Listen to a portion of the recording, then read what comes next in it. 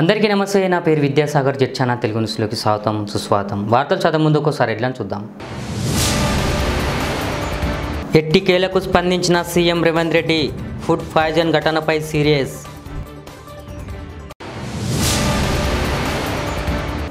ఆంధ్రప్రదేశ్ ప్రభుత్వం సంచలన నిర్ణయం.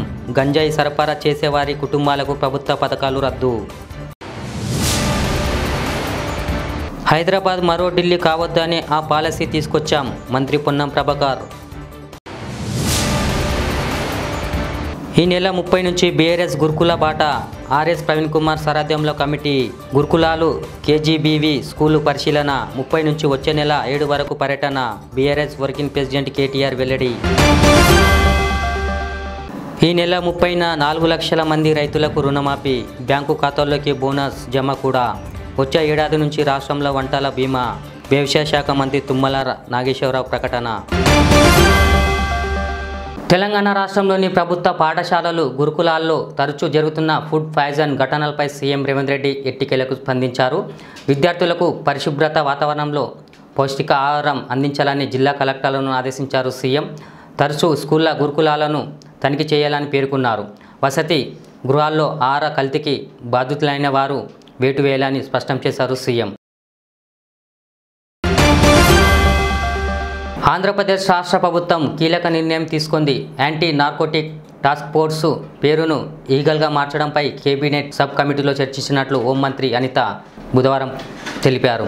ఈ క్రమంలో గంజాయి డ్రగ్స్ నియంత్రణపై సచివాలయంలో సమావేశం నిర్వహించినట్లు పేర్కొన్నారు. భేటీలో మంత్రులు నారా లోకేష్, సత్యకుమార్, సంధ్యారాణి, కొల్లు రవీంద్ర పాల్గొన్నారు.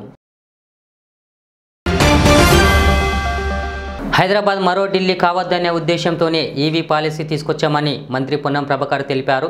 కాలుష్యానికి నెలవుగా మారిన దేశ రాజధానిలా హైదరాబాద్ కావద్దనే కాంగ్రెస్ ప్రభుత్వం రాష్ట్రంలో యుద్ధ ప్రతిపాదికను ఈవీ పాలసీని ప్రవేశపెట్టిందని పేర్కొన్నారు మంత్రి. గురువారం ఆయన మీడియాతో మాట్లాడుతూ గ్రేటర్ హైదరాబాద్లో కాలుష్యం క్రమంగా పెరుగుతుందని పేర్కొన్నారు మంత్రి. రాష్ట్ర వ్యాప్తంగా ఉన్న గురుకులాలు, ప్రభుత్వ పాఠశాలల్లో వరుసగా కొనసాగుతున్న మరణాలు, విషాద ఘటనల నేపథ్యంలో ఆయా విద్యా సంస్థల్లో నెలకొన్న పరిస్థితులను తెలుసుకునేందుకు పార్టీ తరపున గురుకులాల బాట పేరుతో ప్రత్యేక కార్యక్రమం చేపట్టనున్నట్టు బీఆర్ఎస్ వర్కింగ్ ప్రెసిడెంట్ కేటీఆర్ వెల్లడించారు. 30వ తేదీ నుంచి వచ్చే నెల 7వ తేదీ వరకు ఈ కార్యక్రమం కొనసాగుతుందని తెలిపారు కేటీఆర్. రుణమాఫీ అమలు కోసం ఎదురుచూస్తున్న రైతులకు రాష్ట్ర వ్యవసాయ శాఖ మంత్రి తుమ్మల నాగేశ్వరరావు శుభవార్త తెలిపారు.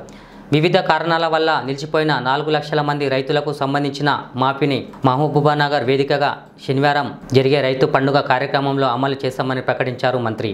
అలాగే సన్నక రకాల ధాన్యంకు సంబంధించి రైతులకు ఇస్తామని, ₹500 బోనస్ కూడా అదే రోజున బ్యాంకు ఖాతాలో జమ చేస్తామని వెల్లడించారు మంత్రి. వచ్చే ఏడాది నుంచి రాష్ట్రంలో పంటల బీమా పథకాన్ని అమలు చేస్తామని, ప్రీమియం సొమ్ము ప్రభుత్వమే చెల్లిస్తుందని పేర్కొన్నారు మంత్రి. తెలంగాణ భవన్లో శుక్రవారం నిర్వహించే దీక్షా దివాస్ను విజయవంతం చేయడానికి బీఆర్ఎస్ శ్రేణులు సమాయత్తం అవుతున్నాయి. 4200 బైకులతో ర్యాలీ నిర్వహించనున్నట్లు ఆ పార్టీ ఎమ్మెల్యేలు పద్మారావు గౌడ్, తలసాని శ్రీనివాస్ యాదవ్ తెలిపారు. ఈ మేరకు బుధవారం పార్టీ కార్యకర్తలతో సమావేశం నిర్వహించారు ఎమ్మెల్యేలు. శీతాకాల సమావేశంలో భాగంగా తొలిసారి ప్రియాంక గాంధీ పార్లమెంటులో అడుగుపెట్టారు. ఇటీవల వయనాడ్ లోక్సభ ఉప ఎన్నికల్లో భారీ విజయాన్ని సొంతం చేసుకున్న ఆమె గురువారం ఎంపీగా ప్రమాణ స్వీకారం చేశారు. సోదరుడు ఎంపీ రాహుల్ గాంధీ ఇతర నేతలు వెంట వెళ్లారు. కేరళ సంప్రదాయాన్ని ప్రతిపాదించే ఆర్యంలో ఆమె సభకు వెళ్లారు. ఈ సందర్భంగా ఆమెకు పలువురు అభినందనలు తెలియజేశారు.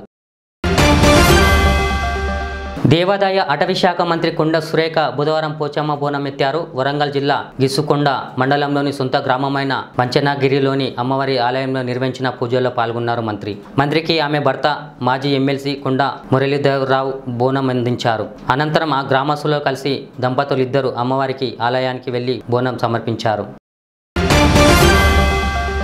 ఎన్నికల హామీ మేరకు దివ్యాంగుల పింఛన్ను ₹6,000కు వీలైనంత త్వరగా పెంచుతామని మహిళా శిశు దివ్యాంగుల సంక్షేమ శాఖ మంత్రి సీతక్క తెలిపారు. అంతర్జాతీయ దివ్యాంగుల దినోత్సవాన్ని పురస్కరించుకొని హైదరాబాద్ ఎల్బీ స్టేడియంలో నిర్వహించనున్న దివ్యాంగుల రాష్ట్ర స్థాయి క్రీడా పోటీలను మంత్రి బుధవారం ప్రారంభించారు.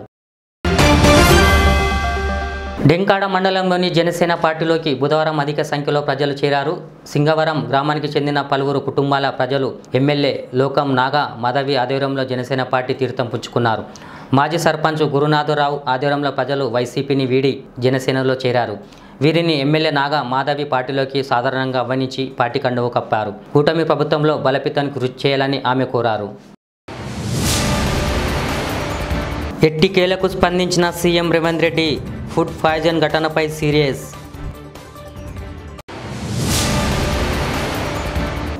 ఆంధ్రప్రదేశ్ ప్రభుత్వం సంచలన నిర్ణయం. గంజాయి సరఫరా చేసేవారి కుటుంబాలకు ప్రభుత్వ పథకాలు రద్దు. హైదరాబాద్ మరో ఢిల్లీ కావద్దని ఆ పాలసీ తీసుకొచ్చాం. మంత్రి పొన్నం ప్రభాకర్. ఈ నెల 30 నుంచి బీఆర్ఎస్ గురుకుల బాట. ఆర్ఎస్ ప్రవీణ్ కుమార్ సారథ్యంలో కమిటీ.